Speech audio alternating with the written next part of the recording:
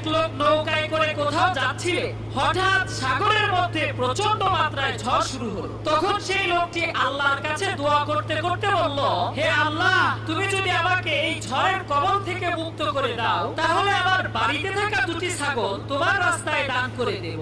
ঝড় হচ্ছে আর হচ্ছে, এরপরেও ঝড় থামছে না। তখন লোকটি আবার বলল, হে আল্লাহ, আমার বাড়িতে দুটি গরু আছে, সেখান থেকে সবচাইতে সুন্দর আর বড় গরুটা তোমার রাস্তায় দান করব। তবুও তুমি এই বিপদ থেকে মুক্তি দান করো, এবার ঝড়টা একটু থামাও। কিছুক্ষণ পর ঝড় থেমে গেল, লোকটি নিরাপদে বাড়িতে চলে গেল। দিন যায় রাত যায়, এভাবে অনেক দিন কেটে গেল, কিন্তু সেই লোকটি গরু অথবা ছাগল কোনোটাই আল্লাহর রাস্তায় দান করে না। তখন এলাকার লোকজন তাকে জিজ্ঞেস করলো, তোমার না আল্লাহর রাস্তায় ছাগল এবং গরু দান করার কথা ছিল?